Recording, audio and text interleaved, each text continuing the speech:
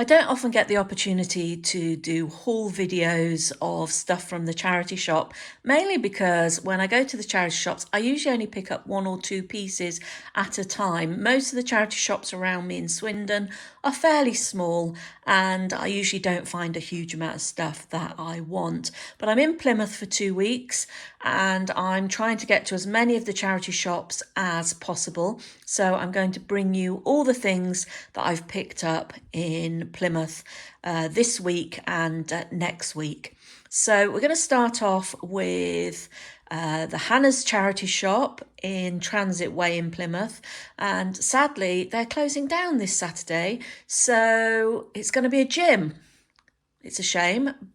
I'm going to miss it when I come down here because it's one of my favourite charity shops here. But hopefully they'll find another bigger location because they're quite a big charity shop. They've got a good space there, so they pack it full of all sorts of stuff. So it's always nice to go and have a really good rummage for a while. They do have other smaller shops, but hopefully they'll find a nice big location to put their new shop in as well to replace this one. And I'm really glad I got to go there before it was gone forever. Anyway, if you follow me on TikTok or Instagram, you might have seen these items already. I'm Chulabula on both if you like to see shorter videos of things, but I will go into a little bit more detail on these now that I've got a bit more time. That said, I've already made this video once and I realised I rambled so much, which I know I do naturally. It is one of my faults, I am aware, and if you don't like ramblers, then you probably shouldn't be watching my videos, but I rambled a lot in the previous attempt, so I'm going to try and do this a little bit quicker, and we'll see how it goes. Now, also in my TikToks, I was saying that I'm trying to avoid picking up too much bric-a-brac at the moment, because I've got such a pile of it and nowhere to store it. I just haven't got round to listing as much of it as I should have. So I am trying to avoid the things I've already got a lot of, things that take up a lot of space. And instead I'm going for smaller stuff like jewellery and little things, or things I know I can turn around quite quickly, or things that just take my fancy and I just cannot resist it because it's such a bargain. So see what you think of these, because as you can see, not exactly small, but I will explain why as I go through. Let's start with the jewellery, because the jewellery in the current Hannah's shop in Transit Way, they have loads of it, loads and loads and loads of jewellery, all in cases and on the cases. So I spent a long time going through it. And this one, because I think it's one of their, they considered it one of their better pieces, was actually attached to card and then sealed in plastic. So I wasn't able to get a really good look at it, but they'd written on it that it was Jasper Conrad instead of Jasper Conran. It was £3, so that was a pretty good price. And it's a lovely piece. It's in really good condition. It's kind of, if you can see, let me zoom in a bit.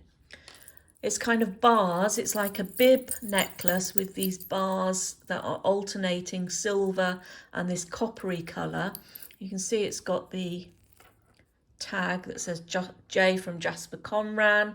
I don't think this is vintage. I don't think it's old enough to be vintage. I would say it's probably sometime in the 2000s, but it's a good, lovely piece for £3, and probably, it's not one of the better selling ones. Looking it up, probably about £12 plus could get for this to resell, but I'm keeping it. I always say to myself, I'm not keeping these things, but I'm probably going to keep this. I'll explain why in a moment. Let me show you the ring that I picked up as well. This one isn't labelled, it's got no signature on it, but I just love this huge 3D effect flower with the kind of filigree silver tone metal, and these lovely petals in these kind of crystals that from that angle they look almost opaque. They pick up the colours that are around them, so just beautiful. And then this lovely sort of lustrous faux pearl in the middle, and it fits me beautifully, she says, wedging it on her finger. My hand must be swollen this morning. The reason I have decided to keep these, because they're lovely. The ring, obviously, I can't get it off now. The ring obviously speaks for itself. I've worn this now 3 times since I've been in Plymouth, since buying it. I just love it so much. It's just a lovely heavy ring, and it's just beautiful. Really, such a good buy for £1, I hasten to add. But previously I've said that I don't like necklaces much, and this one, I was invited by some friends to go out to quite a nice restaurant the other day, and I'd come down to Plymouth expecting to dress smart casual. So I had blouses, but I only had sort of dark jeans, smart jeans to wear. But I thought that, you know, smart casual's fine for the restaurant, but I still wanted to look a little bit nicer than I'd planned. So I wore this necklace, and it sat under my blouse really nicely. I'll show you a picture of it. It kind of sits just right on the chest, and it's quite heavy, so it doesn't move around a lot. And my problem with necklaces mainly is the heavier ones, I always feel like they drag on the back of my neck, and they weigh, they just feel awkward on me. The bulky ones, you know, like the beaded ones, they just feel like they get in the way. So mainly if I do wear a necklace, it's usually a pendant on a chain. And that's about it. But this one just sat in the right place on my décolletage, and it didn't move around, it didn't pull on my neck, it looked really pretty. So I think, since it's rare that I find one that I really like, that is going to be a keeper. Say hello to Bella. I'm cat sitting Bella and her brother for the 2 weeks I'm in Plymouth. Right, next let's get this book. And I can't even read it, can't translate it. It's in Dutch, but it was 50p, and it caught my eye. It was in the sewing stuff because it's it's a vintage cross-stitch book from 1961, and it's just got lovely cross-stitch patterns in, black and white ones and colour ones. Bella's such a nosy Rosie. She has to see what's going on the whole time. And I thought this would appeal to a cross-stitcher, but also anybody who's into sort of Scandinavian designs and that sort of thing. It's got a real Scandi feel to it. So I like that for 50p. And they had a lot of books, huge amount of books in there. Some of the charity shops don't really bother with books anymore, but this one did. And this one, a lot of people don't bother with books themselves for buying and selling. But this one was only £1. And as somebody who's been trying to sort of increase her collection of books that are to do with collecting, buying and selling, that kind of thing, I know how expensive these books can be. This one is on dinky toys and modelled miniatures, and it covers the history. I'm going to knock the camera if I do this. It covers the history of sort of the toys and, you know, what you might find. It'd be a brilliant book for anybody who's a collector. Brilliant book for anybody who wants to buy and sell these kinds of things. That person is not me, so I will sell this on. I do like to keep a lot of collectors' books, but I'm not into the Meccano. I'm not into the dinky toys, not into the die-cast things. So it's unlikely I will ever go down that rabbit hole, but I shall just kick myself one day if I do decide I wanted to find out more about them. In the meantime, I'm going to sell this. This particular edition, I think, will probably get £15 for. And then the games again, £1 each. And they take up a lot of space, yes, but they are, and some of them sell well, some of them sell for a really good price, some of them just sell for a good price. These two are not big money, But I've discovered that if I put vintage games on my Etsy store, the turnaround is very quick, and that's what I like. You know I'm probably going to sell this fairly quickly, fingers crossed.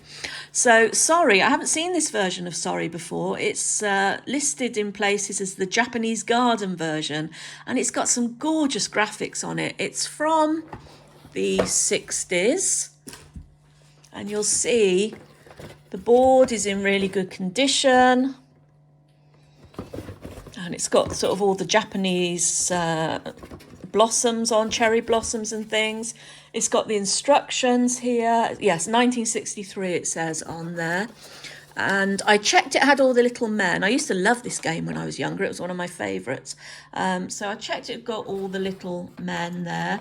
And it seems to have most of the cards, if not all of the cards. I haven't counted them exactly, but it looks like the majority of the cards are there. And this is one of those games that actually, if you didn't have the full amount of cards anyway, you could still play it. So the reason games, I think, appeal to people, the vintage games, is either because they remember playing it when they were younger and they want to replace, like have their own version of the version they had when they were younger, or because they've overplayed the version they've got and they want to replace it or replace parts of it. Or, and this has happened on at least one of the games I sold on my Etsy store, people like graphic designers buy them because they love the designs. They love I don't know whether they're collectors of those kind of things, because some people do collect the board games. Some people are just collectors of vintage board games, but sometimes these graphic designers, Bella, really? I shall keep talking and you can look at Bella's side. Sometimes these graphic designers, I think, just like to collect cool graphics from these games. And sometimes I think that they perhaps use them as inspiration. You can't sit there, Bella. So that's why, there's such a crossover. Are you serious? There is such a crossover of people who like vintage games, which is why I think they are turned around so quickly. People buy them quickly. If you go on eBay, you'll see a lot of the vintage games. They buy and sell quite quickly, which is why I like to pick them up. She's sitting on some of my other stuff now. Oh, she is such a troublemaker, this cat. And then finally from Hannah's, I picked up this Scrabble, red box Scrabble from the 50s.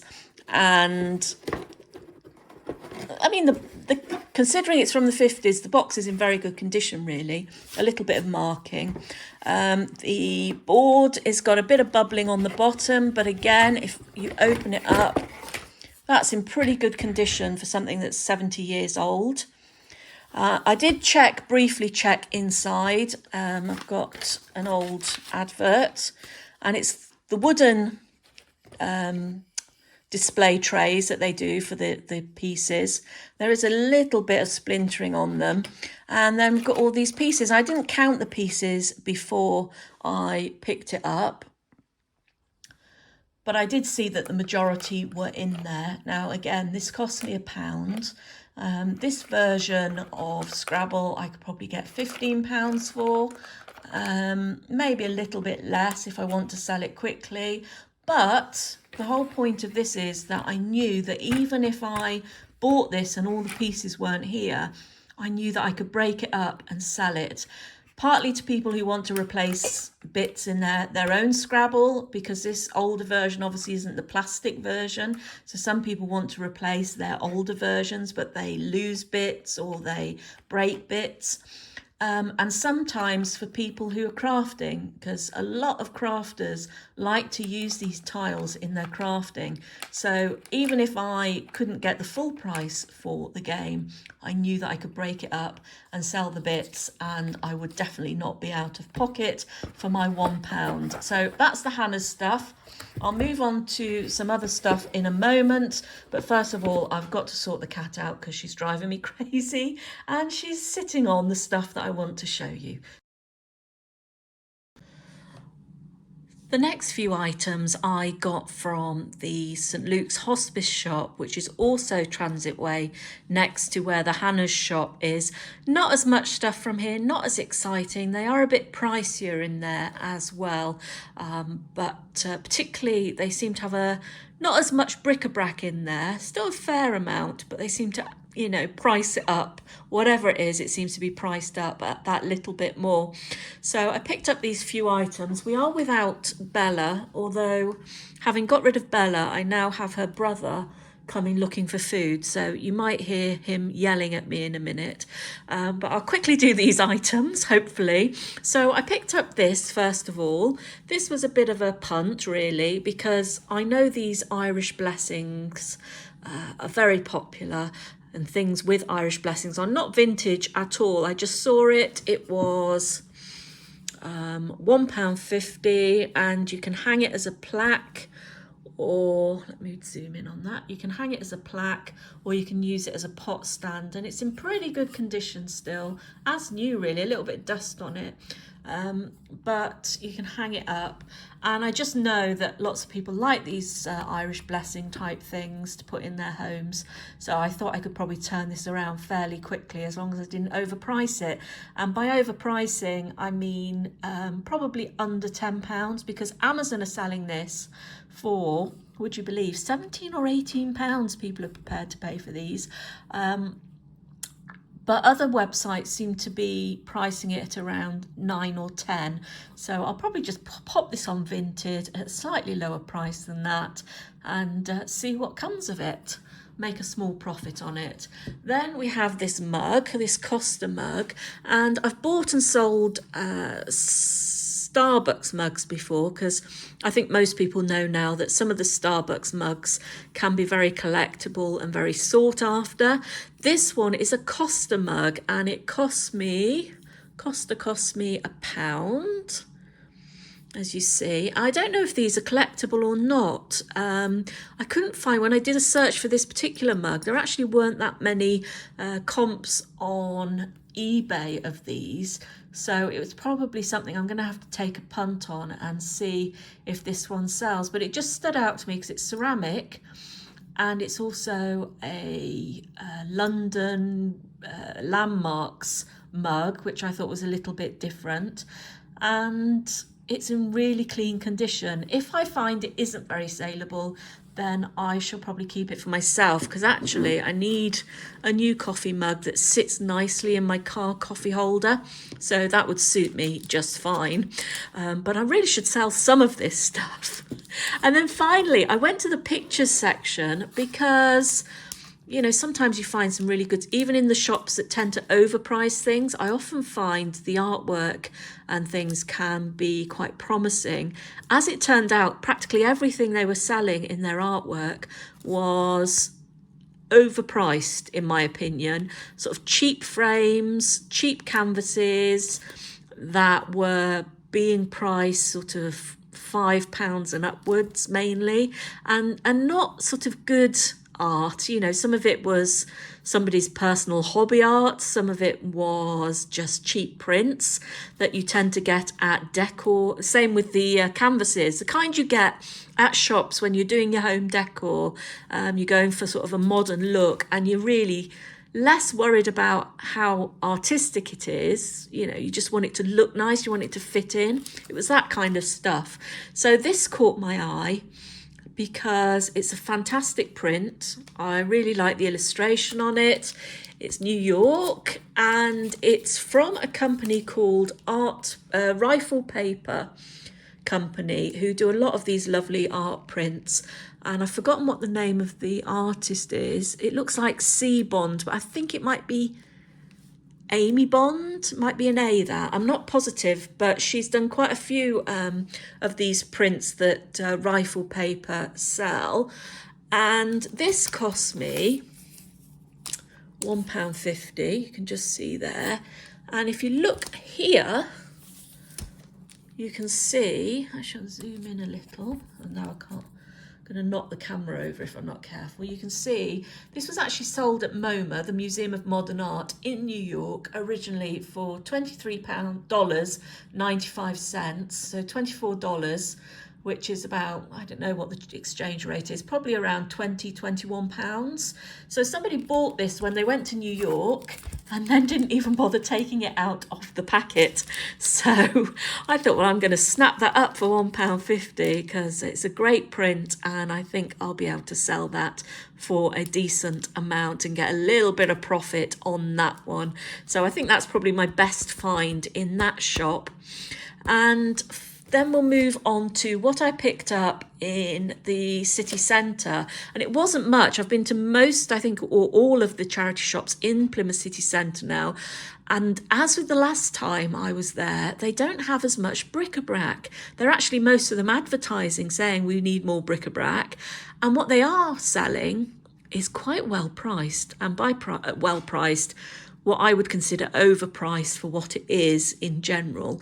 So, but as I said, I'm not on the lookout at the moment for a lot of large bric-a-brac, but I just like the unusual stuff, and many of them don't really seem to have unusual. But I did see this in the jewellery cabinet, and I saw it was in an exquisite box, but I was pretty sure that this wasn't exquisite. Exquisite is a costume jewellery maker, and if you've watched any of my videos before, you'll know that they particularly often do enamelled type stuff.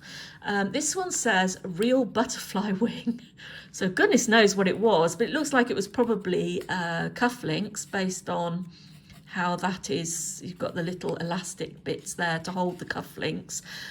This is actually, and the box is broken as well, I got this for £3.50 and I think I've overpaid for it, but this is enamelled and it is a tie-pin. It's quite got an Art Deco-y look to it. And when you turn it over, it says here, I don't know if you're going to be able to pick that up. Probably not. Oh, it doesn't want to pick it up, does it? Why aren't you picking that up, hey?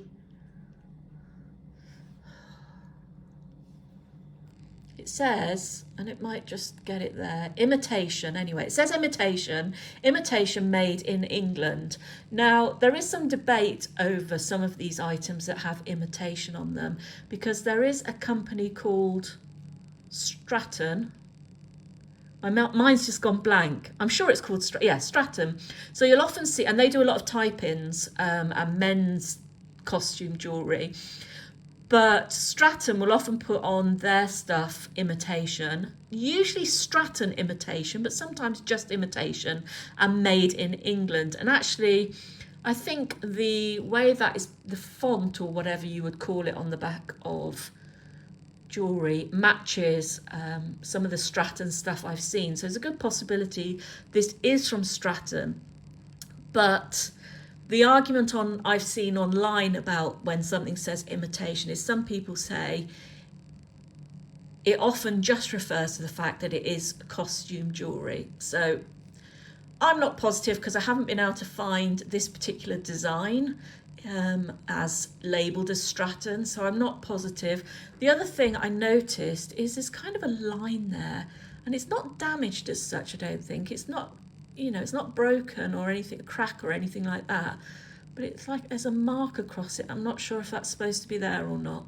Anyway, as I said, £3.50, not sure if I've overpaid on that, but that is what it is. It's what I found in the exquisite box. I also picked up in the same shop, which was the British Heart Foundation. I didn't get anything from any of the other shops except some clothes for myself. These were 99p each, and they are Bible story cards, Old Testament and New Testament, and somewhere on them there is the date, which is 1995. I'm not sure where I saw it now. But anyway, it is there somewhere. There's a copyright there it is. Copyright 1995. Now, these might have been better sellers if they weren't still making them in this same design. if they were just pure vintage and they'd stopped making them. I didn't know that at the time. I just thought they might be a good pickup and I quite liked them, and they were £1 each. A lot of people avoid doing Christian stuff, religious stuff, and I can understand why to some extent, but these still have a good market and people still seek these out. So I found with Christian stuff, the American market is still quite hot for stuff like this.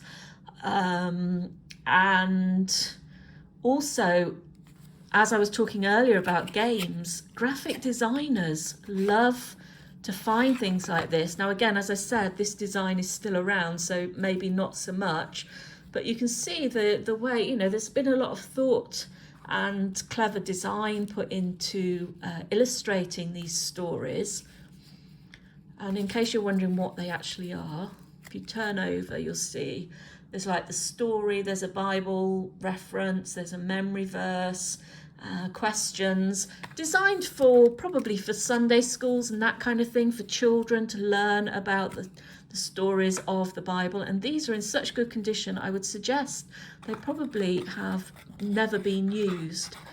So had they been 1995 vintage Bible cards that you couldn't get anymore, I would probably get a lot more for them. As it is, I might get £5 each box. So still a profit, but probably not a great pickup either. So you're probably quite disappointed because at the moment, those two have not been particularly great pickups. But this was, I believe, a good pickup. This was in the artwork. And it's what's called an oleograph or oleograph. It's basically a replica oil painting. This one is of daffodils. So it kind of, close up, you know it's not an oil painting, but I suppose the idea is at a distance it's supposed to look like an oil painting. And if I turn it over, you can see I paid £1.99 for it, and the paper's peeling off a little bit, but that's easy to fix. Just says original oleograph made in England on the paper on the back. And looking online, these sell for a reasonable price. I don't know, I haven't found a comparable for this particular picture, but I have, but a company selling them like from a new website. But the approximate price, they were selling it for £27 without the frame, with a frame, like £55. I don't expect to get that much money for it, but I do think that I will be able to make a good profit on that investment for that picture. So keep an eye out for oleographs. Having done some research online in general, you'll find that perhaps the flowers aren't the best sellers. There are some oleographs that will sell for really, really good money. So keep an eye out. And if you're interested in those and want to know just go online, type that in, go to eBay, see what's selling, what sells well. And you'll see that there are some good finds out there to be made. So that's everything so far that I've bought that I thought you'd like to see. I've still got some charity shops to go to. I shall let you know how I get on, and if I've got any more stuff that I've found, then I will share it with you in the next video.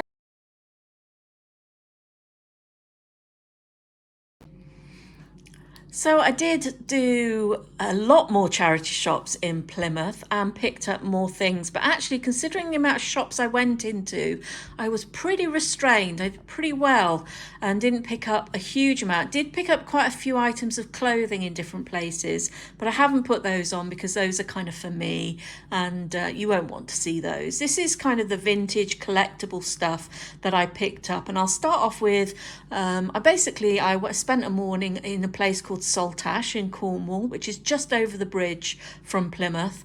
It was a lovely sunny morning, a bit breezy, and I started off at the Big Sue Ryder shop, which is a very large, nicely laid out shop with just about bits of everything. So you've got furniture, you've got your shoes, your clothes, lots of children's stuff, you've got all your bric-a-brac, some new stuff as well. So it's quite a mixture of things. I shall start off with these because there was this packet, let me zoom in, of stickers. So you've got 2 packs of the same stickers in this bag, and of course little bags that I can't see what's in them, or can't see properly, are like red rag to a bull for me. So these are from an anime series. It's, I've forgotten the name, it's on there, Dream SMP. And so I got 2 lots of stickers in those, and I've looked online and the stickers are for sale online in quite a few places. So I'm probably not going to make a lot of money out of them. Probably offer them to my niece first, and if she doesn't want them, then I'll sell both, or I'll sell one and she can have one. But yeah, I just that was just my curiosity taking over.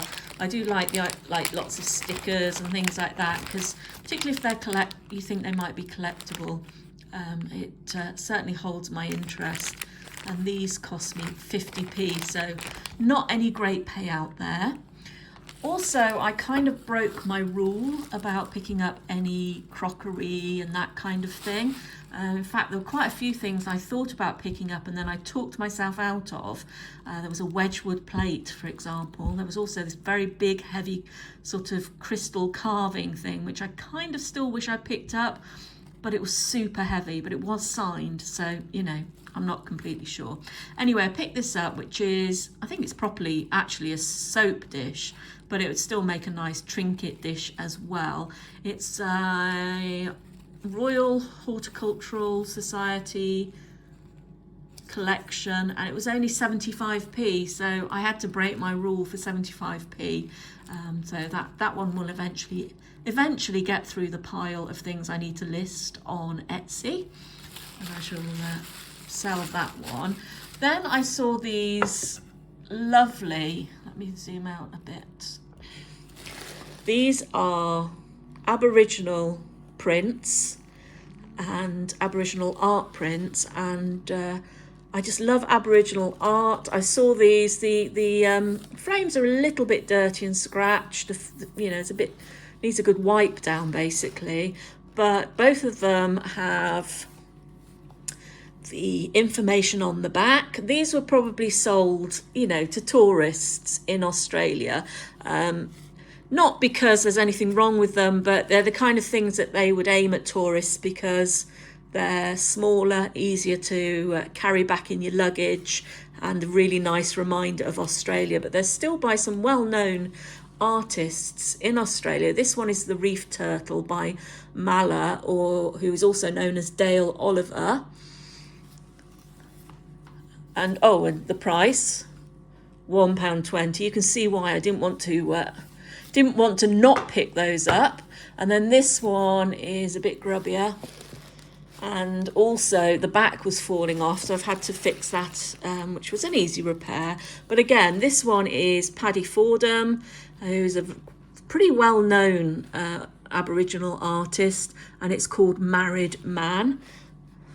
So again, love those prints, and just couldn't leave them for £1.20.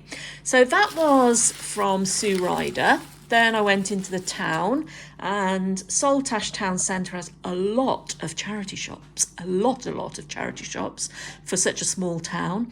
And I picked up some jewellery. I think these were £1 each. Now, this necklace is quite weighty, so I know it's not plastic.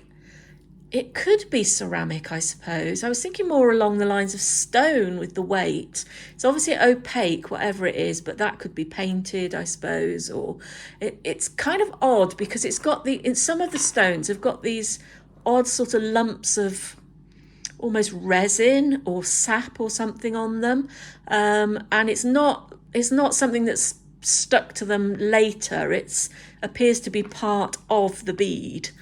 But I was wondering if, I don't know, does it feels almost like stone, but like a very light, porous stone.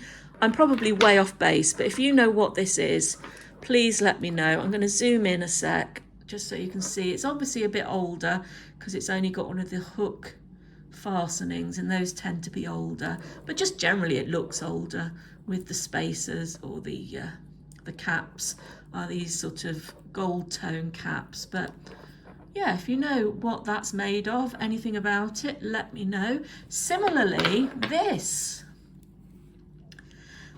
I picked up because I was fascinated, because I could see something was written on here, but also it reminded me of silver scenes pieces. I've got some brooches that are silver scenes brooches. Now Silver Scenes is a Welsh company from kind of, I think, the 50s or 60s onwards. They're around for several decades, husband and wife, and they're silver plated pewter usually, and they're usually wildlife scenes of some sort or garden scenes. Now, I don't know if we can zoom in on that. I immediately was able to make out that it says silver plate or silver plated there, but this bit was kind of eluding me. I think it could say silver scenes there, because I was thinking, is it silver shorn, silver something? And then I thought, well, it's more likely to be silver scenes. Why am I trying to make this harder on myself? But I can't quite make out the second word. That's definitely silver, but the other word kind of is getting a bit lost. But then it's not a marking that I am familiar with for silver scene stuff. It actually looks like numbers rather than the usual letters. So I'm not sure completely on that. It's even under a loop, I'm not picking up what it is, but I would feel fairly safe to say that's silver scenes. But what I'm not safe to say is what it actually is. Because if you look at it, I mean, if that's a bangle, it's for a child, isn't it? It's got to be for a child. Looks a little bit like a crown, but that would be for a baby. I mean, not even a baby would fit their head in that. Maybe a doll would. I can't think what else it might be, because it's completely, there's no sort of opening. You couldn't sort of clip it round anything. And the only other thing I thought it resembled was a napkin ring. But even for a napkin ring, it seems a little bit too big for a napkin ring. But if you know, it might be that it's only part of something and I'm missing a bit. But let me know if you know what this is. You're probably going to state something really obvious. I'm going to feel like an idiot, but I'd rather feel like an idiot than end up not knowing what this is. So if you know, please let me know. And then the final thing I have got, I love things like this. It was only £2 from Bernardo's, and it's a vintage knitting pattern file. So basically it's a folder with lots of plastic inserts where you put your patterns, and this is somebody's lifetime or decades, sort of 50s to 70s, I would say, maybe even into 80s, of patterns, mainly children's, but some adults. So yeah, I mean, you can tell just from the price on some of them how old they are, because some of them are marked with the price, because not all of them actually manage to, they don't all put copyright dates on. But like for that one, that's is that a shilling? 1 shilling? There's certainly some that are marked as, that one's 10 pence, but that was 10 pence from Bernardo's. That was second hand. That's sort of post-decimalisation, but that was 9 pence in old money. Probably not seeing that very well. Can you see that? No, you're probably not. So that was 9 pence in old money. So that was pre-decimalisation, and you can tell we're looking at something that's kind of 50s or 60s in that outfit. So there was so much in here. I just thought, I've got to get this, just have a flick through and see what else there is. I haven't pulled all the patterns out yet, but vintage patterns have some sale value. Certainly paying £2 for these, even if I only sell the patterns for £1 or 2 each, it's still worth it. Although I quite like it as an item as a whole. I can easily sell this pattern file. Knitters will love this vintage pattern file, and you know, all the plastic inserts are in really good condition. There's no yellowing or crisping up of them. And then also I got through here, some of them she's obviously taken out of magazines, and then as I got through, I was thinking, oh, you know, there's just so much history here. And then suddenly I saw, not the cute babes in this book. So there's actually a little book tucked in here, which was 1 and 6, so it's pretty old. And it's a Beehive baby book, and it's knitting patterns for the first 6 months. Again, not a hugely expensive item for resale. You know, I'm not going to make a fortune out of it, but I just thought what lovely, lovely piece of history that is. And anybody who's a vintage knitting fan would love that, and some of the pieces in here. And she even moves into crochet right at the end. Teach yourself crochet. I used to crochet a lot.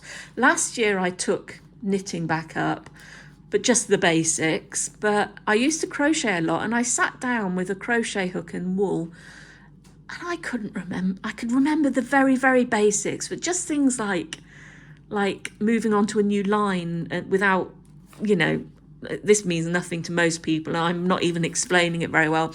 But even beyond the basic stitch, you know, actually creating something out of it, like a square, was beyond me. So maybe I should keep this and start knitting some Afghans and some squares. We'll see. Oh, I'm knocking my camera over in my enthusiasm for crocheting. So that's the lot. In 2 weeks in Plymouth, I have probably been to, well, I don't know how many charity shops there are here, but I've definitely done over half, including Saltash, within that sort of boundary. But I've been fairly careful about how much I bought, because I don't want to overload my my system, which is already at breaking point. I need to start listing some stuff. Don't we all, if we're selling? Usually there's a pile of things that need listing, but I am pleased with everything I got. And if you know any more about any of these items, let me know. And well, that's it. Perhaps not as many things or as exciting things as you might have hoped, but I'm very pleased with them. And if you like this video, give me a thumbs up. If you want to have more videos like this, or you prefer my vintage jewellery unboxing videos, then subscribe so that you get a message, a notification whenever I release a new video. And thanks for watching.